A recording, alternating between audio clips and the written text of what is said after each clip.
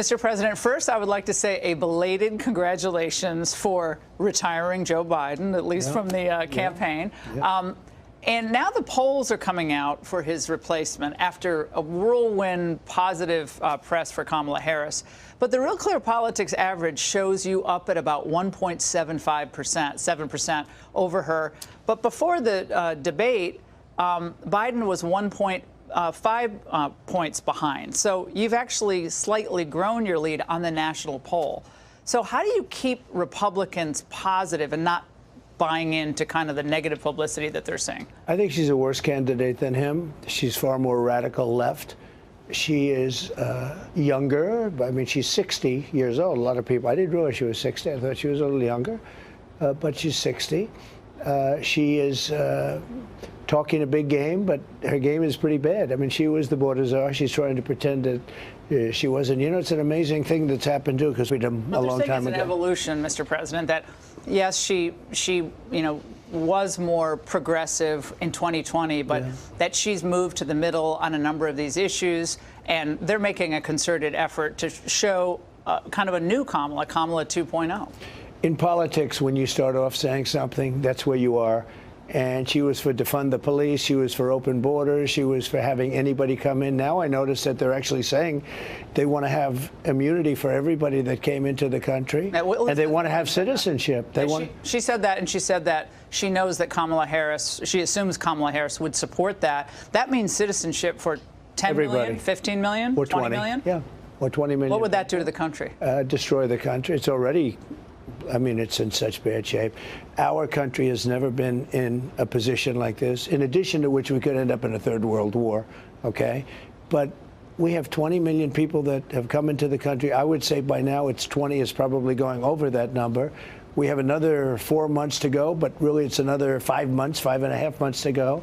So that number is going to increase very substantially. They're pouring in, and they're coming from prisons. They're coming from mental institutions, insane asylums. I always say that's a step above a mental institution.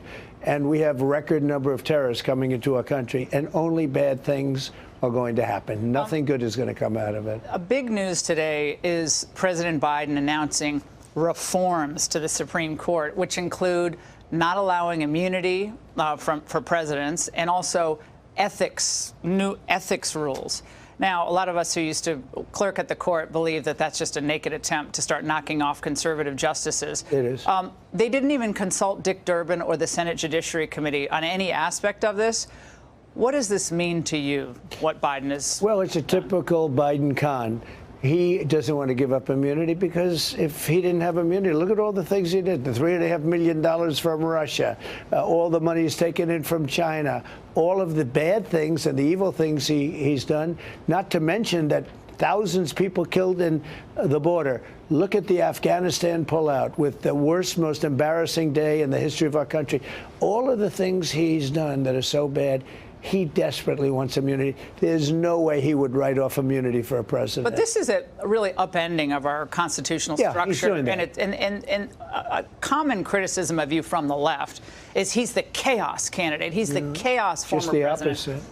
And so what does that do to separation of powers if the executive branch can come along and say, oh, no, even though we have constitutional provisions governing the court, that we're just going to do this, or this is what we stand for? It's going nowhere. They need 75%, and it's going nowhere. He can't get it. He knows that, too. It's just, I think, look. Is it a bone They to the left? staged a coup against the President of the United States. They went in and they told him, you're leaving. You're way down in the polls, 17 points, I think. You know, it's like you're in a fight with somebody, and you're really winning, and they take him out and they put somebody else in. Nobody ever heard of this before. This is a coup. They took him. They said, even though you got 14 million votes, you're out. And he said, I'm not going out. But you're saying that's what they're kind of doing with the court as well? No, what they're doing is they're keeping, they took him out. He was losing badly. They took him out. He wants something to say. He's sitting there with nothing to do, nobody to talk to. They threw him out. This was a coup, the first one, of the President of the United States. Harris endorsed this Supreme They said Court you're leaving. proposal. She endorsed this Supreme Court she did. proposal. She's a radical left. Every 2 years, this is going to change justice. Well, they're also, the one thing you didn't say, they want to pack the court. What they really want to do more than any of it is pack the court. They want to put in, so I've heard as many as 27. They've gotten up to 27. That's not in this proposal, but this is a response to their losing on a number of high-profile cases. I mean, not every case has gone your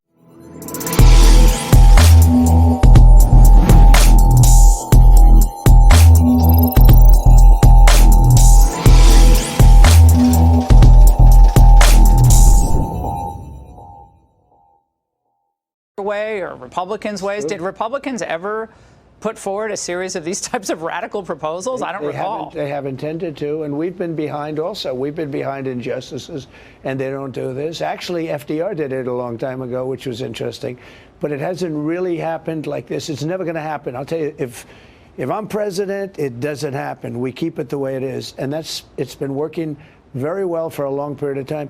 I mean, basically, they want to create another Congress. They want to have so many people. Let's just go to another Congress.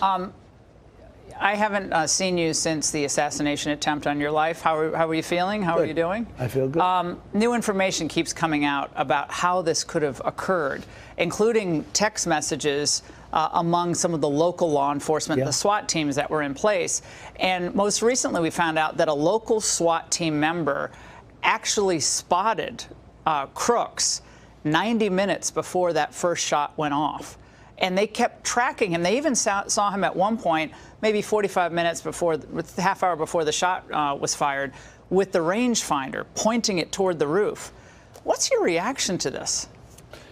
Look, I can tell you this. Once the bullets started coming at me, and I got very lucky, I have to attribute it to God, because if I didn't turn to the right, and there was no reason to turn to the right except I dropped a big sign on what a great job I'm doing on immigration, right?